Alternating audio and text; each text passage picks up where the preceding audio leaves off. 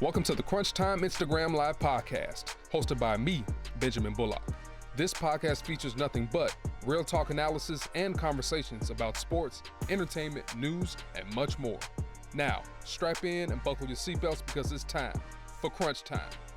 What's happening, everybody? What's going on? Welcome to the latest episode of my Crunch Time Instagram Live podcast, man. I want to thank y'all for joining me on this Wednesday evening, September 23rd. Very excited about this episode. I'm your host, Benjamin Bullock, and for this episode, we're going to be talking about Deion Sanders heading down to Jackson State, entering the HBCU ranks, and what that's going to mean for HBCU sports going forward. In the meantime, make sure y'all follow the Crunch Time Instagram Live podcast on Spotify and also Apple Podcasts. Like I said, my name is Benjamin Bullock. I want to thank y'all for joining me here today. And the vision I was kind of going for the show, and actually I wasn't even going to do a show this week because I got to go out of town later this week and I had a lot of other stuff going on. But when the news broke with Deion going down to Jackson State and me being an HBCU alum and me working at the HBCU and have a lot of HBCU pride in my heart, I felt like this particular topic kind of landed right in my alley. So I decided to reach out to some great people. So first up, we got Antione Bethea. He's a 14-year NFL veteran, played for the Colts, most recently the Giants, the Niners, and also the Cardinals. And he also, more importantly, he played at Howard University back in the early 2000s. And then secondly, I have none other than the great and the legendary quarterback Doug Williams, the first black quarterback in the NFL to win a Super Bowl as a starter. And also, obviously, he went to a Grambling University, played under the legendary Eddie Robinson. And lastly, I have Stephen J. Gaither, who is a part of the HBCU Gameday outlet.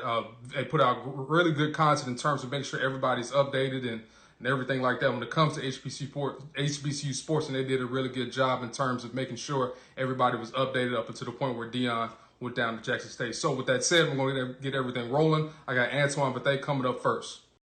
Big Twan. What's going on? What's up, boy? What's going on, man? Man, not much, man. How's it sound? That sounds perfect, man. It kind of defeated all my fears coming to this thing, man. Sounds good, man. Cool. Appreciate it, man. How you doing, man? Man, no complaints, man. All is well. That's good. Now tell the people where you at. Just let them know how dedicated you were to come on the show tonight. Man, I'm at trap practice right now, man. I got my my 7-year-old daughter, my 4-year-old son, man. They out here getting a little bit of running in, man. So I wanted to jump on and get with you though. Appreciate you, man. So let's hop straight into it, man. You know, Deion going down to Jackson State as a Jackson State's new head football coach. When that first came out in terms of that could be a possibility, you know, what was your thought process like? Man, I thought it was huge, man. And if they could come together and make a joint decision that would be a best fit for obviously Deion and the Jackson State family. I just thought it would be big just for the HBCU community. Obviously, what's going on in the world now, and obviously what's the kind of narrative that the HBCUs are taking now. With you got McCord Maker going to Howard University. You have a lot of people just decide to take that HBCU route. So I just think he could just bring a lot more to the fam. Good. If y'all have any questions for Antione, I'm going to drop it right there in the comment section. So ultimately, how do you think he will do at Jackson State? Because, I mean, you're already familiar with Deion. I'm pretty sure you ran into him at events across, you being in the NFL for 14 years. You know, Deion's a little bougie, man. And, the HBCU culture is a little different, you know what I mean, than he's probably what used to. So how do you think he'll do once he kind of gets going and everything? Man, and that was kind of one of the things that I kind of talked about, just as far as when you're dealing with HBCUs, our facilities aren't up to par. I'm not gonna say up to par, but they're not up to Division I, the Power 5 level. So he has that, knows that going in, and I'm pretty sure he does. I'm pretty sure he's done his research, and just know sometimes it just works a little different at the HBCU colleges and universities. Mm-hmm. I think he can do fine, man. Obviously the knowledge that he has for the game, where he's been, the type of coaches that he can bring on to his staff to teach these young men not only about football but about life, man. I think he'll be big. Now, you kind of talked about this a little bit. I want you to harp on it a little bit more. What does a move like this would do for HBCU sports going forward? I mean, because like you said, Howard is making a splash when it comes to men's basketball, and people kind of like the wave now with everything that's kind of happened this year. Everybody's trying to make a push for a lot of athletes to go to these HBCUs. So how do you think this move will maybe propel, for another wave of things kind of happen in the future? Man, you'd be surprised. I think it's going to be a lot of movement. I think it was already one young man from I'm not sure if it was Ole Miss or Mississippi State. Yeah. He already put his transfer. He's transferring over there now as well. So Right. it's going to make it's going to shake up a lot. It's going to shake up a lot. Prime, his name alone goes a long way. So I know for me, if I was a DB or if I was a football player, why wouldn't I want to go to a university with a coach that has Right. his resume. He knows what's going on in our community, what we're fighting for now. And like I said, I think, and then you just know his demeanor, his swag, and just the way he can talk to you. If Deion comes into your living room talking to you, your mom, your dad, I think it's going to be hard to say no. You know what I mean? Yeah. It's going to be great, man. Honestly, like Deion is my favorite player of all time. Like, we kind of around the same age. So, if you were number 21 playing Pee Wee football or high school football, you better be about that action. And that's because of Deion. You know what I mean? Exactly. Yeah, man. And that's it, man. Like I said, like if Deion came into my living room, man, and said, "Son, I want you to come play for me," it'd be hard for me to say no, unless it's something going on with my family. It'll be tough for me to say no. So, like I said, I think he's gonna throw a wrench in this whole HBCU thing, even college football. I think he's going. Hopefully, at some point, we can level the playing field as far as the HBCUs and Power 5. I know it's going to be tough, but even with that, though, with Prime being on the sideline, it's going to bring more cameras to the games for the youngins, more notoriety. So this is a big deal. Definitely, man. This is Antione Bethea, 14-year NFL veteran, Howard Bison alum as well. If y'all have any questions, go ahead and drop it in the comment section. I got one for you right here, Twan, from my man Amos, who actually went to Cheney University, HBCU in Pennsylvania. He says, if this doesn't work out, how do you think this can affect big recruits and big names from trying to coach at HBCUs? He said, if it doesn't work out? Yeah. I don't see why it wouldn't, though. You know what I mean? Like, what's the worst can happen? You know what I mean? Yeah. He ends up coaching 2 to 3 years and he goes somewhere else. You know what I mean? But he made that stop to the HBCU level. Obviously, he's seen some in the program that he figured he can come in and he can make some type of change. Right. But I don't think it will hurt anything. I mean, we kind of dealing with that now. So if anything, it'll just go back to when I was going to school and when you was going to school. But I don't see how it could hurt. Right. Just for those who aren't familiar with how you got to Howard, man, just kind of talk to me about how you even got to Howard in terms of not even getting a full ride, but a partial scholarship, and then you were able to work your way up to getting drafted in the 6th round by the Indianapolis Colts. Man, if you know about football, when I was in high school, I was a 5'9", 165 middle linebacker. That's unheard of. But it was just one of them things where I was getting recruited by Coach Petty, Rayford Petty. He was at Norfolk State at the time, and he had a good relationship with my head football coach at Denby High School in Newport News. He ended up getting the head coaching job at Howard. He hired my head football coach at Denby as an offensive coordinator. At the time he got the job, Howard kind of ran out of money. No more scholarships left. But he was like, look, I believe you can play. I think you have some ability. I went on a visit. Probably one of the best weekends of my life up there on Howard campus. I signed was it homecoming week? Nah, it wasn't. This was late. This was late in the recruiting process. This was like April. So you gotta think about it. The weather had broke. So it was love on campus. But at that time, like I said, they paid for my my meals.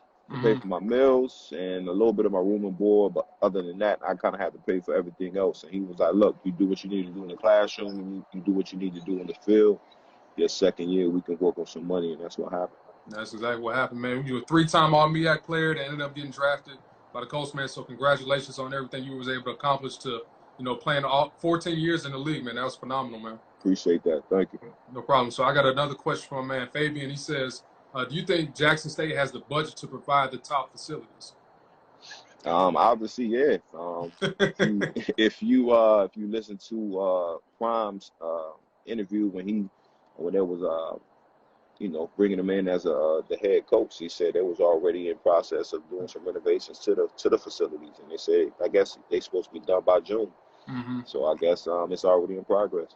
Mm-hmm. Do you see yourself possibly coaching, like kind of taking that route? Prime like kind of took it. Maybe if Howard, God forbid, and they came was like, look, Twan, hey, we want you to be our head coach. We see the success that Deion has, and we want you to come in. Man, that'll be tough, man. That's something that I like to sit down with my fam, man. I've been away from the fam for a long time. Just Sure. with as the NFL just takes a lot out of you. You know what I mean? A Mm-hmm. lot of your time. So, where my kids are in their life now, man, I kind of want to be part of their lives and obviously their activities. But who knows, man? I'm not gonna say no. I would love to be able to go back to Howard and pay it forward to the youngins. Right. If y'all have any more questions for Twan, go and drop it in the comment section. I got a couple more. So Twan, man, this question just kind of popped in my head. You know, people, it's this stigma out there that with HBCUs, obviously the budget isn't like that or whatever. But how can people get back to the university to make sure we can improve, facilities and travel costs and that things? How can people get back, to university, or what should they do, and why should they get back? So it's funny because we had this conversation at Howard University, man, and one of the things a lot of people are afraid of is that when they do give back, they don't really know where their money is going. Mm-hmm. You know what I'm saying? And that's a real argument. But for us, it's just like, we complain, as I would say, I would speak as an alum. We complain about, not having the facilities, or our players not, doing X, Y, and Z. But the least we can do, if it's $20 a month, if you get a group of 100 alumni that's donate 20 to 50 to $100 a month, that goes a long way. So at the end of the day, I always say to my guys, man, just look in the mirror, man. Whatever you can do, whatever you can spare, give back to your alma mater, man. At the end of the day, it's gonna help some folks. Cool. It's my last question. If y'all got any more questions for Twan, drop it in the comment section. NFL week is 2 weeks in, man. You know what I mean? I know you Hmm. kind of still keeping in contact with a lot of you guys in the league, but it's been a lot of injuries these first 2 weeks, man. And looks like Yeah. you got out at the right time, bro. But we always say, man, the league, man, it's 100% injury rate. So at Mm-hmm. some point in time, you're gonna get injured. Obviously, the severity may vary, but you're gonna get injured. It's crazy. Last week, man, you just seen a lot of big time names with big time injuries. You know what I mean? With ACLs and ankle injuries, things of that nature. But it's a brutal game. It's a brutal Mm-hmm. game, man. It's no way you can shy away from it. If you play long enough, you gonna get an injury. So, but has my prayers to all the guys who were injured last week. Any serious injuries? Hope wishing for a speedy recovery. Right. Hey, hope they do get better, man. And like you said, there was a lot of injuries. Saquon went down. Both Yeah. out in San Fran, Solomon Thomas went Hmm. down. Even Yeah. Christian McCaffrey didn't go down for good, but he Christmas got still a got couple banged up, weeks. man. Yeah. So I got a last question from my man Calvin. He says, "Who was the fastest cat you played against in college and the NFL?" College, I'll say Jerome Mathis at Hampton. Um, Jerome Mathis at Hampton. I would say in the league, it will be between. I'd say my top three would be Randy Moss, Deshaun Jackson, and Tyreek Hill. Wow. What like out of all those three, who's the fastest one? Mm. I would speak on Randy Moss. Randy Moss, he hit me with something, man. I was probably like 15 yards off the line. I probably like within 3 steps, man, he was on me. And that was kind of like one of my moments, man, where I could be in one of the Randy Moss, Hall of Fame clips, man, Mm-hmm. when he hit me with the hand up or whatever. But Oh man. yeah, he hit me with one of them. But I'll say Randy Moss. Okay, cool. And I got one more question for you, man. This is from Rajay01. He says, should Howard administrators split the huge gift with the athletic department? Not sure how So that. Yeah, so even to this day, man, I'm not 100% sure how that works. You know what I mean? yeah. Where you see a lot of times um where people donate money, Mm-hmm. donate millions of dollars. I'm not sure how they split that or how they divvy that up amongst the school and amongst the athletics. Yeah. It's definitely a good question. Um, it's definitely a lot that goes behind all of those donations. I know we try to donate to the football team, and it's a lot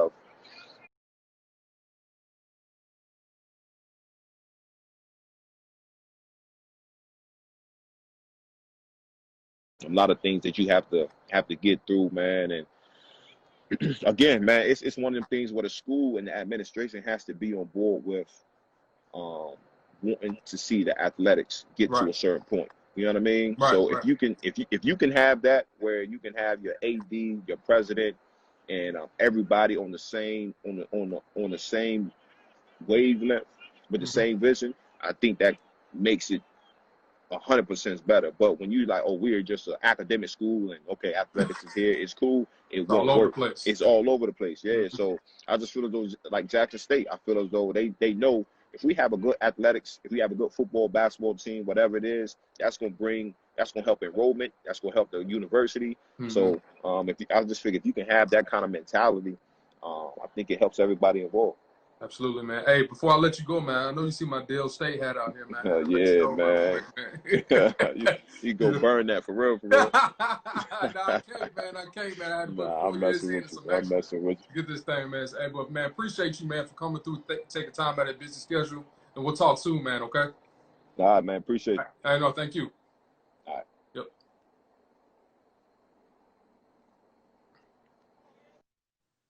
All right, y'all. That was my man, Antione Bethea, 14-year NFL veteran. Played for the Indianapolis Colts, Arizona Cardinals, San Francisco 49ers, and most recently the New York Giants. Obviously, just gave some really good insight into how, the Deion Sanders hire for Jackson State is going to really do some great things for the HBCU sports culture. So I'm going to check and see if Doug Williams is on right now. See if he's on here. He is on. So I'm going to add the legendary Doug Williams. For those who don't know, he played at Grambling State University, played under the legendary Eddie Robinson, did a lot of great things down at Grambling, actually coached for Grambling as well. Currently, he's the senior vice president of player development for the Washington football team in the NFL, and he's done a lot of great things for blacks in this game. He paved the way for a lot of people, so I'm going to add him right now. Doug Williams, what's up, man? How you doing, sir? I'm good, man. I just heard that interview. Great interview. Thank you, sir. Thank you, sir, man. Thank you for taking time in that busy schedule, man, to just grace me with your presence for this interview, man. My pleasure. Thank you, sir. How you doing, man? How's everything out there in D.C.? It's good. It's good. We got a chance to play a couple games. Hope we can keep it rolling. With this pandemic, man, you got to be careful. Got to be ready to roll, man. So let's hop into this thing, man. So I know you keep your nose and your ears in the streets, man. So when did you first hear about the rumors about Deion could possibly going to Jackson State, man? Oh, long time ago. Deion, I talked to probably around the 1st of September. He hit me up. We talked one night, about 30 minutes, And his thing was he was just wanted to find out what it was like at the HBCUs, and knowing that I had done it a couple of times, and just wanted kind of a roadmap, basically. So we chopped it up for a while. That's good. That's good. So what kind of questions did he ask, to kind of give like an insight of what could possibly, because Deion, man, Deion a little bougie, man. HBCU culture is a little different than how it was at Florida State and how Deion maybe kind of operate on a regular basis. No, he's not a little bougie. He's a lot bougie. but you know what though?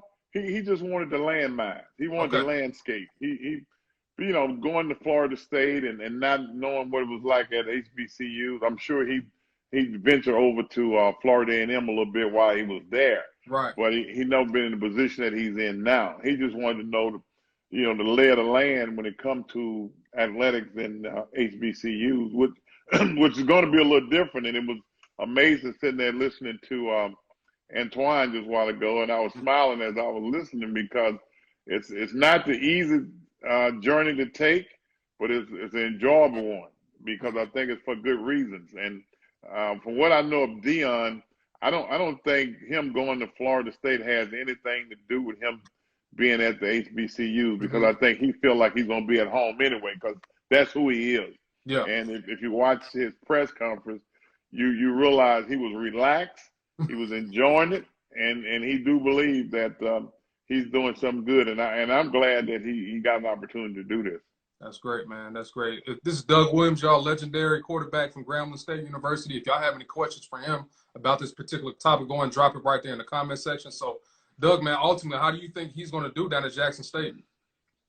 Well, it's hard to say how he's going to do, but I could say, as far as HBCU, he is in one of the prime spots to do well. For years, Jackson State did a great job of recruiting and sending players to the league and doing everything else.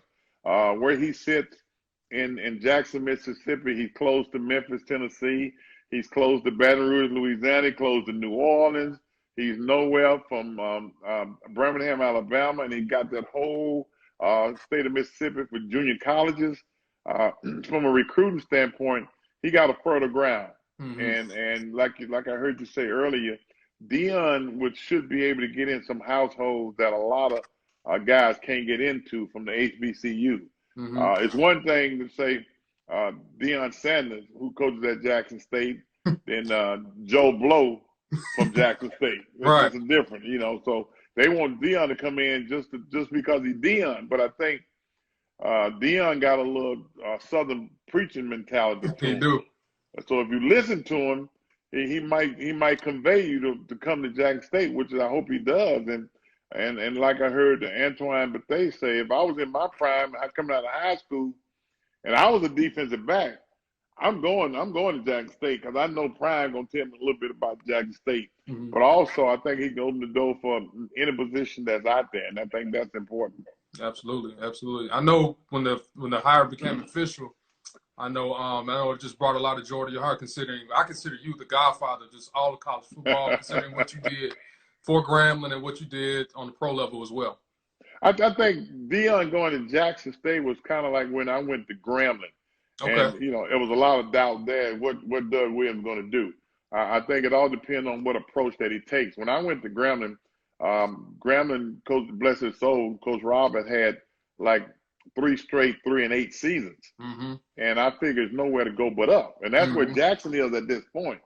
And what I did, I brought in a lot of young guys, and we took our lumps the first 2 years. But from the next 3 years, we won the conference 3 straight years. So when I look back and say that I was at Grambling for a total of 8 years and was fortunate enough to win 4 SWAC championship, that's pretty good. That's batting 50%. Yeah, that's really good. and I think Deion is in that same mold. He can do the same thing if he do it right. I think you got to be careful at the historical black colleges of how you do it. If you go in there just to build a football team, it ain't gonna last long. But if you go in there to build a program, which I hope he is, you're gonna take a couple lumps here and there because you're gonna let the young guys play so they can grow up and know how to play the game. I always say let the little puppies play, and eventually they become big dogs. Right. So how do you see this move propelling just the overall landscape of HBCUs? Because in my opinion, obviously a lot of people kind of taking that HBCU wave, or a lot of some big-time players are even considering going to HBCUs. And now with Prime down at Jackson State, he's already got a transfer from Mississippi State, and he ain't even a week on the. Yeah, I don't think the floodgates are going to open per se, but I think what's going to happen, like he was able to get the young man from Mississippi State, they're going to be a lot of players that are disgruntled and want to come to Jackson State. And there's going to be some players coming out of high school that, maybe they're 2, 3, or 4 star that's going to want to come to Jackson State. It's unfortunate for our young people and some of our young people, dad and mom, we get caught up in material things. And I heard him talk about facilities. We don't have the facility that a lot of the Power 5 schools and some of the Division I schools have. Right. But I think once you understand, no matter what the facilities are, as long as the football field is the same size and you get a chance to play on it, because after 4 years when you leave, you can't take the facility with you anyway. And the other part of this thing too, man, it's something about that HBCU that you can't teach anywhere else. I'm talking about coming back, going back. I heard you say something about Delaware State. Yes, sir. You can't tell me on homecoming day you don't feel like you family when you go back there. That's a good point. That's a great point. And most of the people I talk to, I play with over the years, and I'm talking about a lot of the black guys who didn't go to HBCU, they always wanted to know what it was like going to a HBCU. Right. You know, it's hard to explain if you don't go there because they don't understand what you're talking about. Right. It's a lot of love at the HBCU that you would never get anywhere else. Now, I'm not saying that every kid, you know, you need to go to a HBCU, but I tell you what, I've seen an awful lot of kids on the sideline of these big schools that don't get a chance to play, that would get a chance to play if they went to a historical black college. And you say that, the first name that pops into mind, God rest his soul, is Tavares Jackson, who started off at Arkansas and ended up going to Alabama State, and then ended up getting drafted in the second round by the Vikings, and they kind of bounced around a little bit, and they ended up as a backup in Seattle. So that's a prime example of what you're talking about, with kids just kind of sitting on the sidelines, and before you know it, you got an opportunity to go to a black school, number one, for your culture, number two, to have experience another type of revolution or type of experience that you won't get anywhere else, and three, you'll be able to play. And as you know, Doug, there's scouts everywhere in this country, so if you can play, they're going to find you. Let me tell you something. It's unlike yesteryears. You know, if you can play, you know, they say them little diamond in the rough, the guys that are missed. You know, now with this pandemic is one thing, but before the pandemic, it's too many scouts out there and there's too much technology out there to really miss a guy. Now, I'm not, everything's not going to be 100%, but if you got any talent, especially at the historical black institution, you know, and you can play and you dominate where you are, they'll find you. I promise they will. Absolutely. You know, I know now, you know, I work with the NFL, me and 5 other guys. We got our own little committee, and our job is to get the top players in historical black colleges. It's unfortunate with this pandemic, and they don't play until the spring. Right. But what we was going to do, if we had the combine, we'd had the combine for them and everything, and give them an opportunity. It's going to be tough now because, you know, we won't be able to have that combine because most of them don't finish playing until like April sometime, mid-April. Exactly. So I know that timeline is going to be crazy because the NFL ain't going nowhere. You know what I mean? So that's kind of a great line right there a little bit. It is, and you know the draft is the last week of April, and I know Southern and Grambling don't play the Bayou. Well, they play the Bayou Classic actually on the same weekend of the draft. So that'll be interesting to see how that work out, man. Right. I got a question from my man Rob Marshall out of Baltimore, Maryland. He says, from a legendary coach's perspective, could the work Deion put on the field put the public's expectation of him as a coach too high? No, I think you got to separate his ability as a player and give him a chance to grow as a coach. I do think that what he has and what he's done, he's coached high school, which means take patience. Right. So I think what he's doing now, he got to understand he got to have the patience. Whoever he's bringing there with him got to have the patience. And if his defensive coordinator is who I think it is and who's supposed to be, he's been a coach. Right. And that's been his Thurman. So he would know how to handle that. Right. So right. I think you got to give him a chance to grow as a coach and give him 2 to 3 years to say that he's capable of doing this job.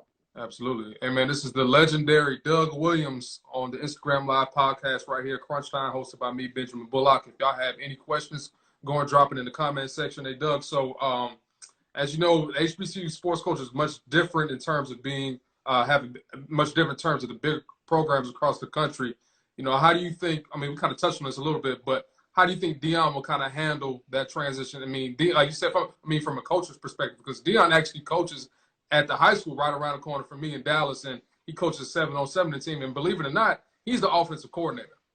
Oh, I know. He played defense. And that's the good part about him being a defensive back. He know a little bit about offense, so he should be able to handle that part. But I think, you know, the thing about the historical black colleges, he's going to have to adjust to the budget. Yeah. Let's be honest. He's going to have to adjust to the playing field, the practice field.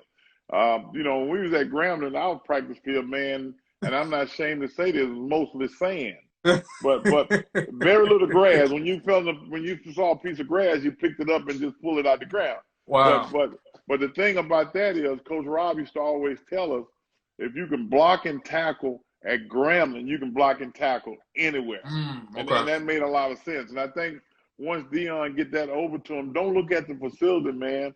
Look at the ground. Do what you can do here.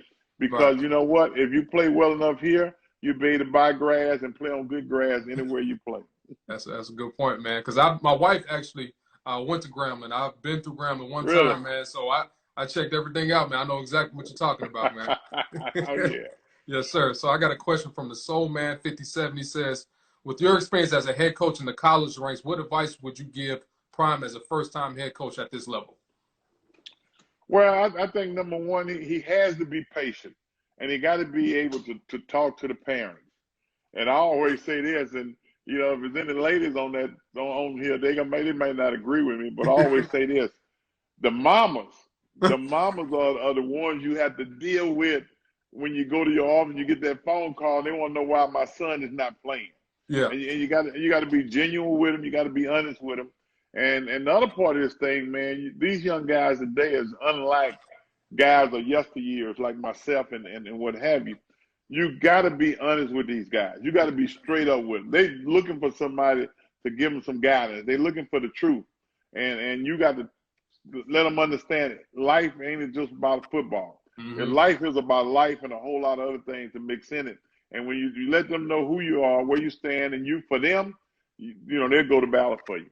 Absolutely, man. I love that answer, man. This is another question from my man Calvin, also a fellow Delaware State Hornet. He says, coming from the HBCU and being a former quarterback at Washington, what's your thoughts on the team name change? You know what? When I first came to Washington, I didn't think about no name change. I came to play. Yeah. And I think most guys don't have a choice of where they come to play. They just happen to play there. But over the last, I guess, 10 years or so, when it became obvious that a lot of people thought it was a slur, hey, it's time to change it. Like I've told a lot of other people over the last few months that at the end of the day, it's not the logo on the helmet. Yeah. It's the history. It's the players. Right. And, you know, in 1987, when Darryl Green ran that punt back against the Chicago Bears, you know, that Indian head wasn't running. That was Darryl Green running. And you know, you could take that logo off and it still would have been Darryl Green. So we got to move forward. I like the Washington football team. It sounds good. And put a big W on it. We don't need anything else. Let's just go with the Washington football team. Yeah, just let it roll. Just let it roll, man. I actually like that Red Tails, man. I kind of like that a little bit. I know that's kind of been some speculation. Y'all could actually switch to that. I have two more questions for you, Doug. I got one from my man Mike Jones out of St. Louis. He says, how do you feel about Jackson State making the jump to a major conference outside the SWAC? You know, if they are able to, you know, capitalize with Deion and other aspects within their athletic department. Well, let me say this. Number one, I hate the fact that North Carolina A&T and Hampton left the MEAC. And my thing, history is history. Let's be honest with you. You know, if Jackson make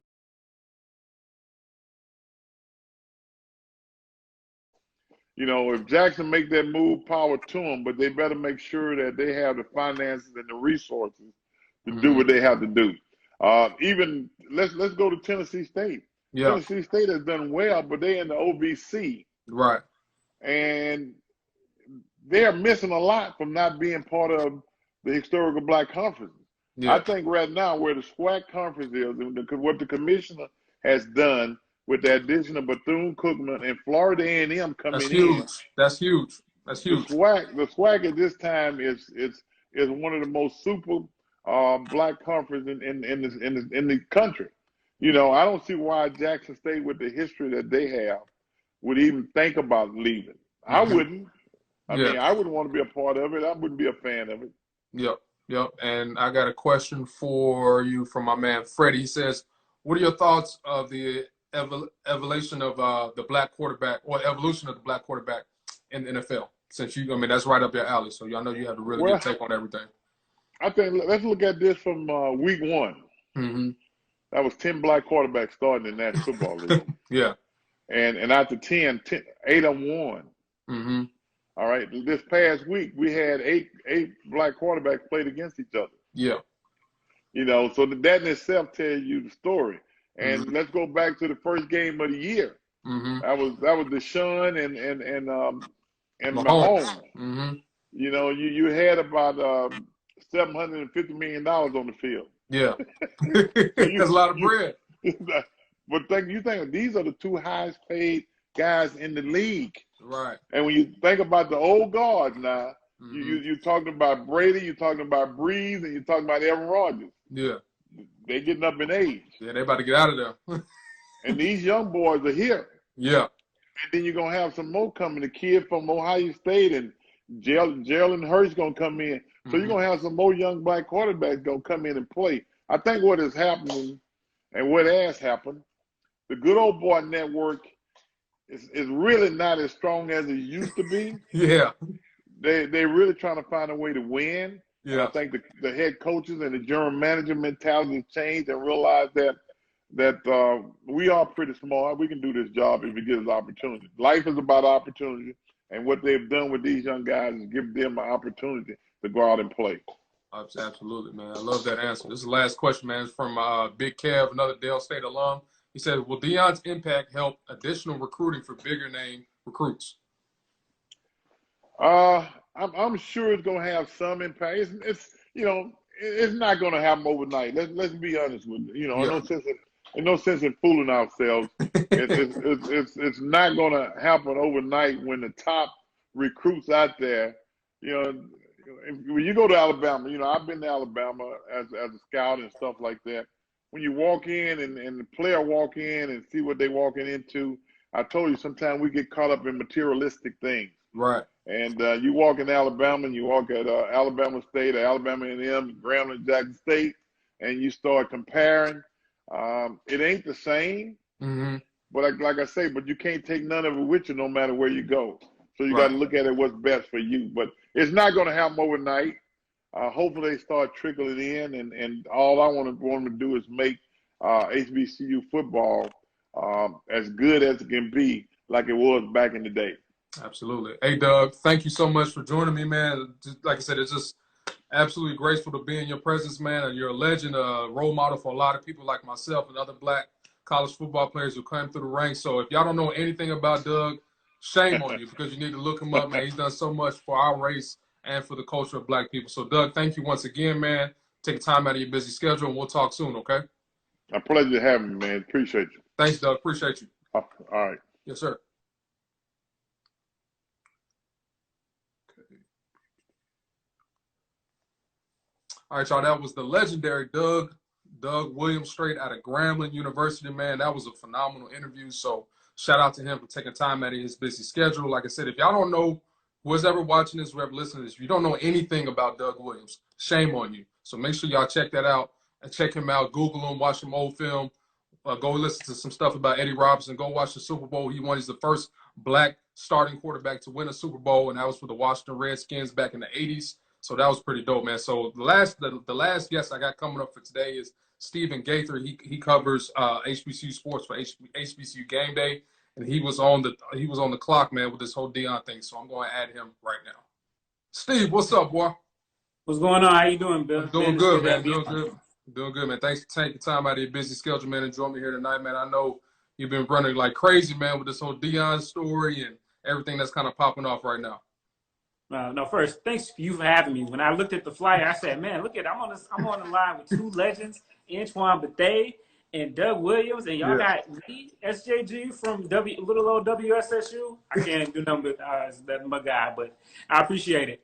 Yeah, man, no problem, man. It's this last week, man, I guess it was last Wednesday. This was kind of it was quiet, the people who knew, but last Thursday is when it really blew up and really became looking like it was going to be reality. And since then, man, look, I'm trying to get sleep when I can. This man, Coach Prime, Deion has just like shaken up my entire world, right? The entire world of the HBCU sports spectrum. And I mean, FCS, FBS. I mean, he's been everywhere. He was on Good Morning America, dog. Yeah, with Strahan. Yeah, it's crazy, man. So, what was your initial reaction, man, when you first started hearing rumblings about Deion going to Jackson State? Well, doing what I do in the reporting and the journalism, back in. So really, we got to go back to the beginning of. We got to go back to last month. Mm-hmm. We got to go back to when Deion graduated from Talladega. We saw that story, and that story we posted on the website. It did very well.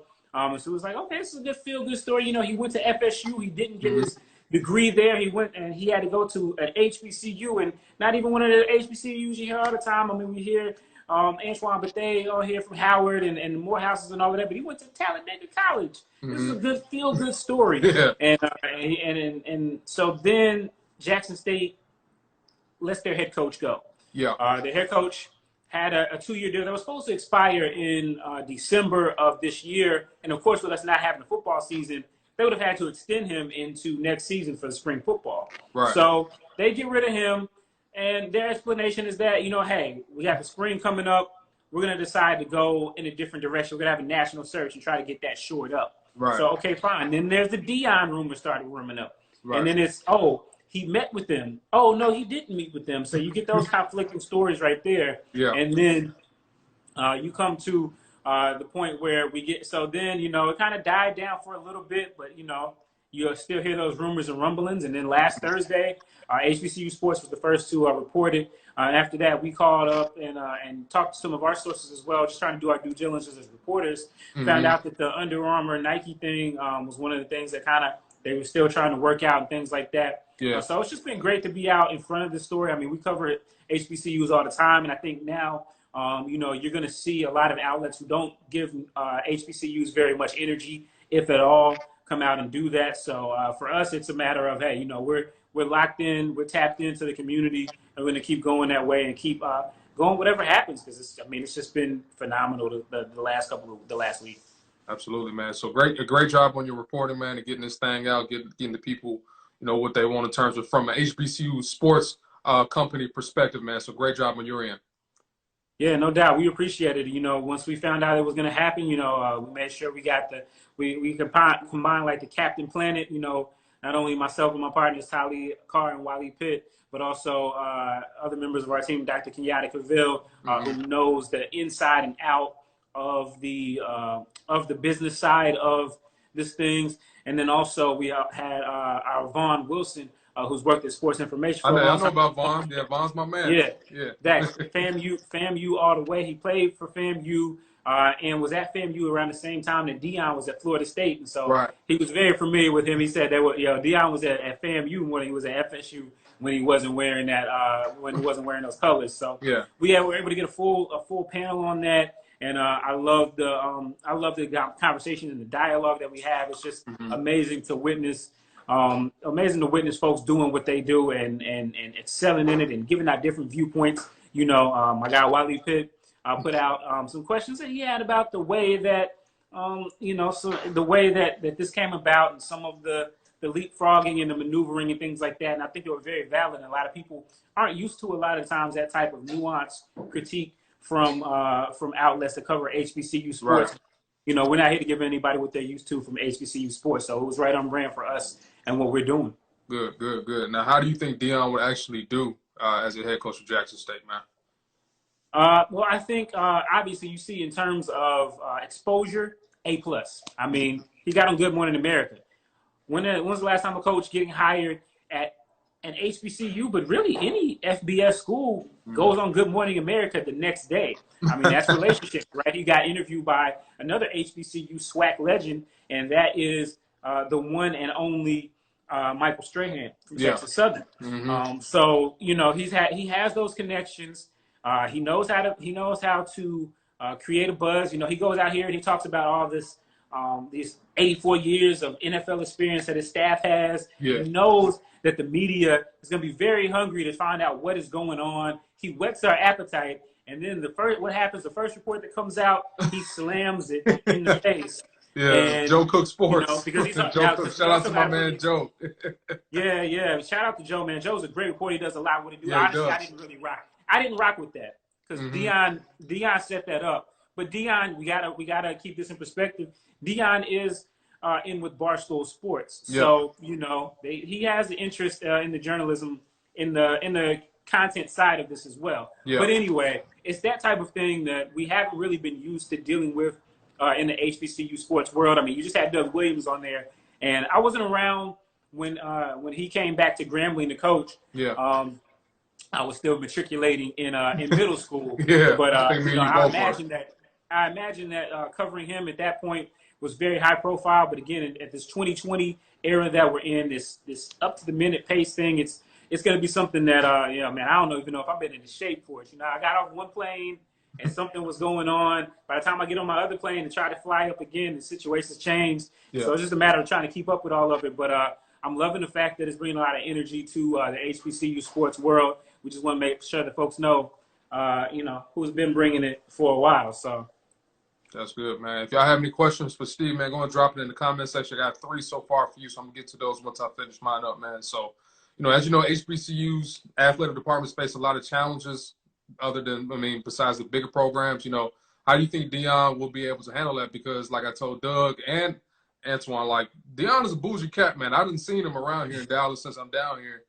And you even saw yesterday the tweet he put out. He said, look, I'm looking for a 5-bedroom house, 4-bath, Gaither community. Man, that was a flex. Gaither community. To get some flexes we ain't never seen in HBCU what did he say, 4 football. acres? He said 4 acres, 4 acres and a pool. That's what he wanted off the rip.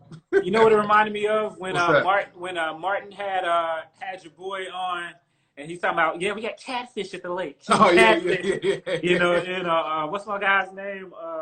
I can't remember his name right now. I can't think of his name either. Tommy Davidson. It reminded me of that. But yeah, those are the type of flexes, and that's what you get with prime time, and that's what Jackson State wanted. They're not naive. They know what they signed up for. Right. They've given him the keys to the kingdom, and because we still got the Nike and Under Armour thing. If you've seen, he hasn't worn a bit of Nike yet, and at this moment, Nike is still contracted for Jackson State. Right. I expect that to change. So it's with Deion, you know what you're getting. You're getting high profile. You know what you're getting on that exposure end. We're going to see what you're going to get with him as a college coach. He did have the prime prep, and there were some issues there. A lot of issues with that. There were some issues there. So, but people can grow, people can change, and people can and mature. He's going to have a successful a staff around him that he respects. Right. And that he allows to do the things that they need to do. I know I have a lot of friends who are in compliance, and they've raised some. Yeah, they nervous. I know they nervous, bro. I know they nervous about that, man. It's college athletics, the NCAA is tough, and they come down extra hard on HBCUs. Mm-hmm. So so all eyes are going to be on them anyway. But it's Deion, and But hey, within 48 hours of him, coming to America style, he's already pulled a guy from Mississippi State, right. That was a 3-star guy, a guy that Jackson State probably would have not gotten. If he didn't go to Mississippi State, he probably would have gone to Southern Miss. He probably would have gone to, one of the other directional Mississippis or something like that. So as an FCS coach, he's bringing FBS type energy, swag to it in that own Deion way that he can do. But he's got to have a team around him that supports him and that he listens to, and has to know when to fall back and when to pop on and be prime. Absolutely, man. So I'm going to get to these questions right now. So we got about 5 minutes left, man. So the first question from LA State of Mind. He says, can the SWAC parlay Coach Prime and FAMU into a move to the FBS? I think Doug touched on it a little bit, but we kind of just need to take baby steps, man, to see what happens with that. Man, that's a whole other thing, man. The Jackson State athletic budget was under $8 million a couple years ago. I have to look and see what the new budget is. I think they're spending $3 million in salaries right now. And so that's not FBS type money. Let's just be honest. Let's be real. Like everybody. That's a head coach's salary for a football coach. That's a coordinator salary right there. No doubt. So the thing about it is, man, people don't understand that this NCAA infrastructure is set up the way it is for a reason. When I was at WSSU, we tried to make the jump up to Division I, and that was a huge jump because the thing about it is money, scholarships, all of that stuff. So FBS is going to go up even further. FBS, you got to not only have facilities and travel, but you also have to have the scholarships. Your scholarships go up. The max is 63 at the FCS level. The max is 85 at the FBS level. Mm-hmm. And, you got to compete. You got to continually, consistently fund that. We got to see how long Deion's going to stick around. I think the thing I've been telling folks is if it's going to go either – it's going to go either really well or really bad. If it goes really well, it's going to go really fast because he's not going to be the. I think the opportunities will be there for him to advance, and he's going to advance. We know about Deion. Look, he went from the Falcons. He got the 49ers to the Super Bowl, and then the next year he said, "Hey, I'm cashing out." Yeah. He went to roll with Jerry Jones. Mm-hmm. So on top of his baseball money. And that's 25 years ago. But he is going to definitely look out for Deion, and if he wins, he's going to have those opportunities. If he isn't overly successful early, will he get tired of it? Will JSU give him patience? JSU had a Hall of Famer of their own, Harold Carmichael, Harold Jackson, a Hall of Fame caliber player, and he came to coach for them, and they got rid of him in a couple of years. They didn't give him a long time. So obviously Deion is Deion. He's going to get graces and things like that. If he's serious, puts in the work, and I don't think there's any reason why this can't be a great thing for Jackson State. Absolutely, man. So I got time for a couple more, man. This is from 10G's. He says, what type of money do you see will be brought into the school with all that kind of exposure? Well, I mean, they have the largest stadium in HBCU football. Mississippi Veterans Memorial Coliseum can sit, I think, over 50,000 people. Mm-hmm. So that is instant revenue generator right there. If we get back to a situation, and I'm not sure what the situation in Mississippi is, I think it's pretty lax compared to a lot of states as far as how many people that you can have in a certain place, then you could see 40. They've been averaging 33,000 fans a year with a losing team, right? Mm-hmm. They haven't had a winning record since 2013. Yet the last 2 years they have led the FCS in football attendance. Right. So again, this is with a team that's been mediocre to bad for over half a decade. So if Deion can come in there already doing what he does, they get a couple wins under their belt. The first two games, Edward Waters was an NAIA school. Right. I expect them to look really good against them. And of course, Prime is going to be in his bag. And then he got to go down to Miami for the Orange Blossom Classic against FAMU. That's going to be crazy. So look, if he can come out of that 2-0, Mississippi, them folks in Mississippi will be waiting at the gate on Friday night to get into the vet. So, so the opportunities are there for them to make money. I looked at their ticket prices. They actually they've kept their prices either the same, and some of them they even dipped a little bit. So they're planning on a floodgate coming there. Also, the endorsements wise, you're looking at that as well. And then if he can find some of these guys to be boosters, if he can find, he's got Shannon Sharp speaking for him for the Undisputed. That's good. If he can have some of his NFL guys, and Jerry Jones says, hey, you know what? I'm going to write Jackson State a $500,000 check. Yeah, which ain't nothing. There's no HBCU that can do that, or $1 million check. There's no HBCU athletic program that can do that. We see about the academia, which you talked about with Coach Bethea, as far as, the millions of dollars that were donated.